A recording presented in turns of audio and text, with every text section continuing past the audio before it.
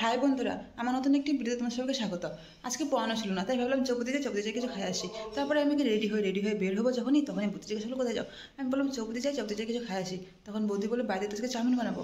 তখন আমি মনে মনে ভাবলাম বাড়িতে যখন চাউমিন বানাচ্ছে, তাহলে আমি বাইরে গিয়ে কেন টাকাগুলো নষ্ট করি। ভাগ্যিস চৌপতি যাওয়ার আগে বৌদি আমাকে জানালো আজকে চাউমিন বানাবে, নয়তো আমার 50 টাকা শেষ হতো। বৌদির জন্য আজকে আমার 50 টাকা বেঁচে গেলো। এখন আমি রান্নাঘরে যাবো। আমি রান্নাঘরে গিয়ে দেখি চাউমিন সিদ্ধ করছে, তাই আমি ভাবলাম শশাগুলো কেটে নিই। আর এইদিকে বৌদি লঙ্কা কুচি আর পেঁয়াজ কুচি করে রাখলো, আর আমি শশাটা কুচি কুচি করে কেটে রাখলাম। সব কিছু রেডি করে রাখলো, এখন শুধু বানানো বাকি। তারপরে বৌদি বসলো চাউমিন বানাতে। কত ম্যাগি মশলা, কতগুলা জমছে। হ্যাঁ,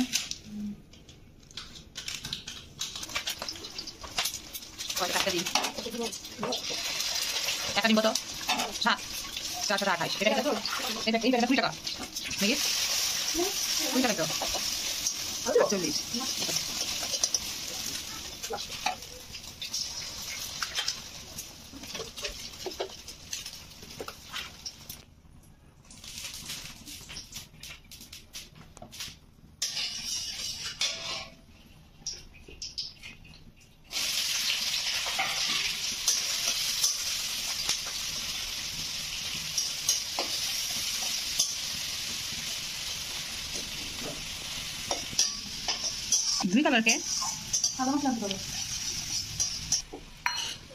20টা আছে, দাম 40 টাকা।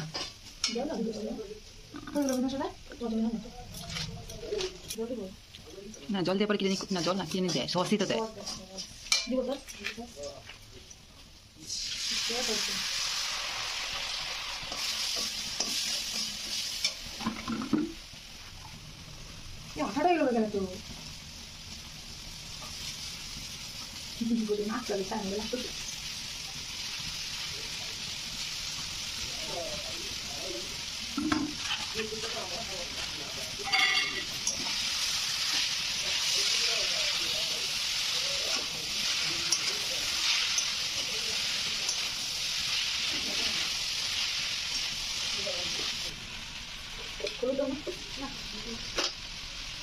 একদিন সাদা চাউমিন বানাইবা তো? সাদা বানাও।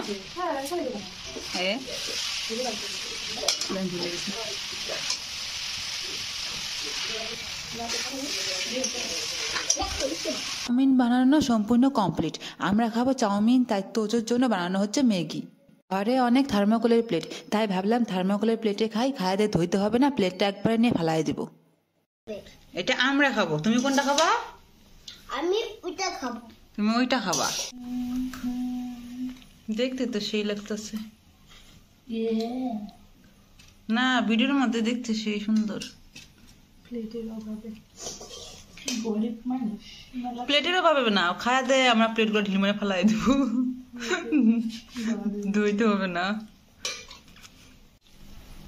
একটা খায় কাঁচা ম্যাগি, ভালো লাগে। হ্যাঁ, আমি ওয়েট করছি কখন দিবে আর কখন আমি খাবো।